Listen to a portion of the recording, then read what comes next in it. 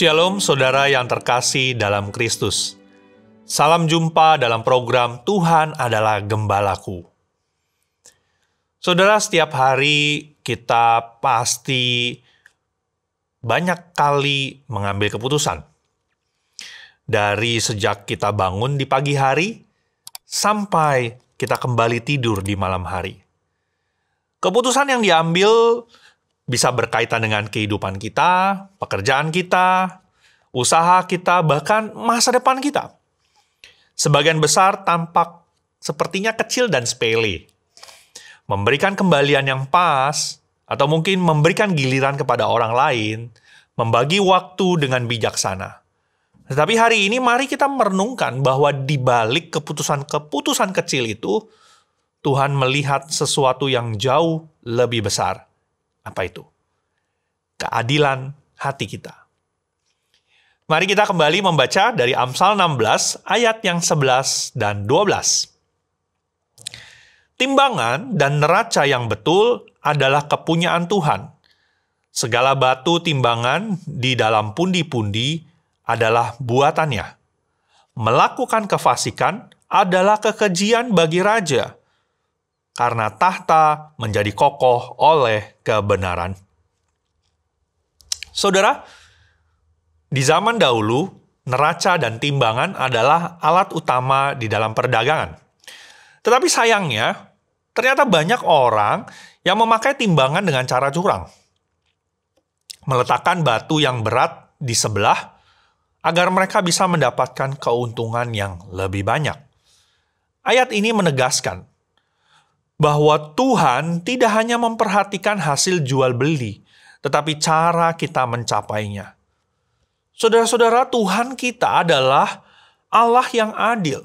Karena itu, ketika kita bertindak sesuatu yang curang, sekecil apapun, itu adalah bentuk ketidakpercayaan kepada keadilan Tuhan.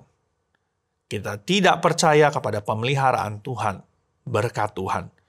Dan sebaliknya, ketika kita berani untuk memilih jujur, meski mungkin kita bisa saja mengalami kerugian secara angka, tetapi kita sedang menghormati karakter dari Allah kita. Ayat ke-12 mengaitkan hal ini dengan kepemimpinan.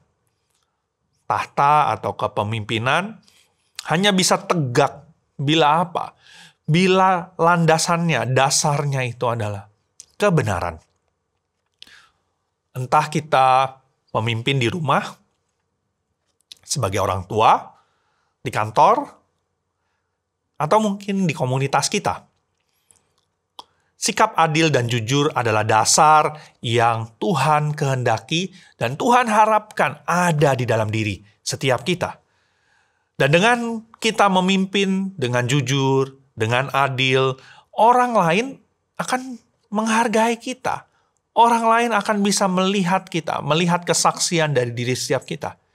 Kita sedang membangun kepercayaan. Tetapi bila kita hidup dengan penuh kepura-puraan, penuh kebohongan, orang pada akhirnya sulit untuk bisa percaya kepada kita. Sehingga akhirnya mereka tidak mau dipimpin oleh setiap kita. Ada seorang pemilik warung kecil yang dikenal karena ia sangat jujur. Saat harga cabai naik tinggi, dia tetap menjual dengan harga yang wajar. Bahkan memberikan diskon untuk ibu-ibu yang kekurangan. Dan ketika ditanya, "Ibu nggak takut rugi?" Jawabannya, "Saya takut kehilangan hati nurani, bukan takut kehilangan untung." Beberapa tahun kemudian warungnya tetap bertahan saat yang lain sudah mulai tutup. Bahkan tetangga-tetangga saling membantu. Supaya apa? Supaya warung ini bisa tetap terus jualan. Karena ibu tidak menimbang dengan curang. Tuhan menimbang hidup ibu dengan berkat. Kata salah satu pelanggannya. Saudara, bagaimana timbangan hati kita hari ini? Apakah kita memperlakukan orang lain dengan adil? Apakah kita memberi yang sesuai, baik dalam hal uang, waktu, dan perhatian? Mari saat ini kita menyadari bahwa Tuhan peduli dengan cara kita bersikap. Bukan hanya di tempat kerja atau di tempat pelayanan, tetapi juga di rumah kita, di dalam transaksi-transaksi yang kita lakukan walaupun itu kecil, di dalam janji-janji yang mungkin kita ucapkan, kita sampaikan. Apakah kita bersikap dengan benar? Hari ini, yuk, mari kita berjalan dengan neraca yang benar. Karena neraca itu milik Tuhan dan Dia sedang menimbang bukan sekedar berat barang, tetapi beratnya integritas, keadilan di dalam hati setiap kita. Kiranya Tuhan memberkati keputusan-keputusan kecil yang hari ini kita ambil. Mari kita bersatu dalam doa. Ya Tuhan, ajar kami untuk boleh hidup dengan adil, hidup dengan jujur. Setiap keputusan yang kami ambil, sekecil apapun, kami boleh ambil dengan tepat, dengan baik. Berikan kami keberanian untuk kami boleh hidup dengan jujur.